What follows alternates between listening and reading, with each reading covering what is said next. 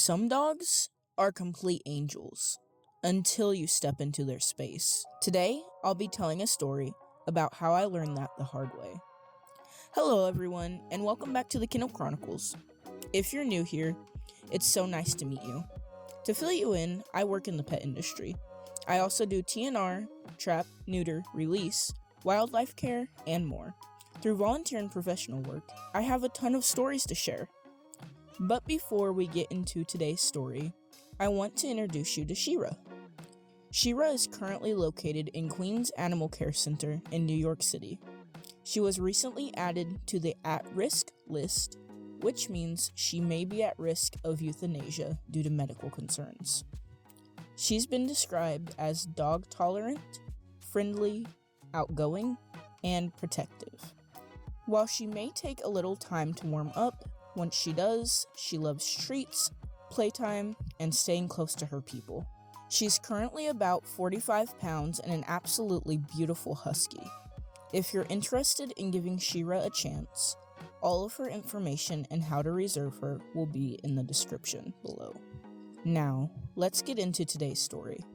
Today's story will take place way back when I used to do kennel work. While we draw, I'll tell you the story of a dog named Doofus. As always, all names and identifying details are changed to protect privacy. So Doofus was a very special dog.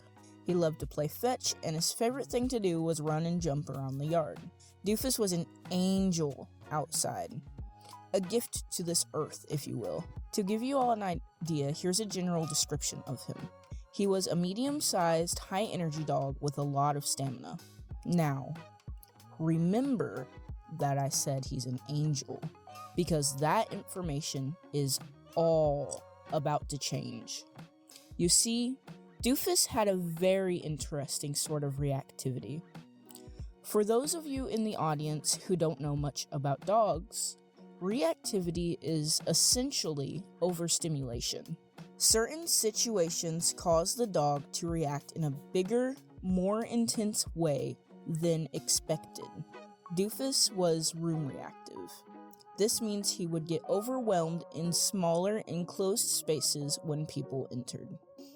So, one glorious day, I was getting Doofus out of his room for a play session. Now, I already knew Doofus at this point.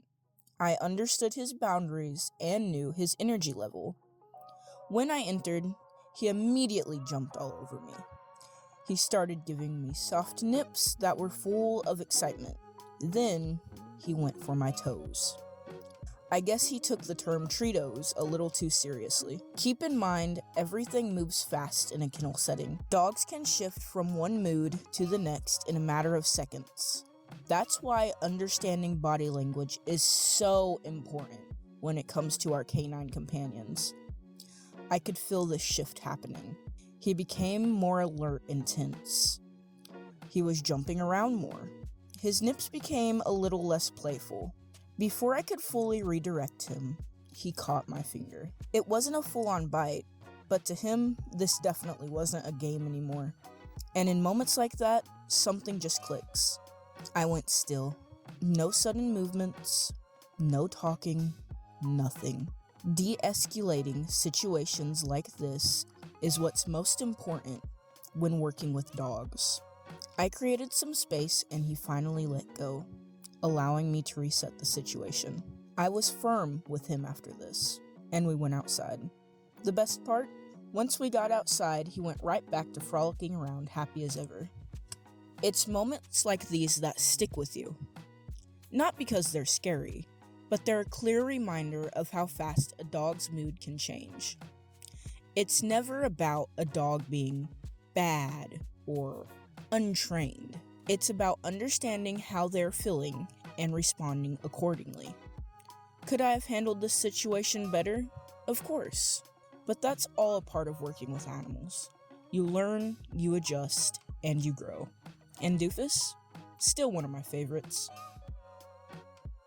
Here's the finished art of Miss Shira.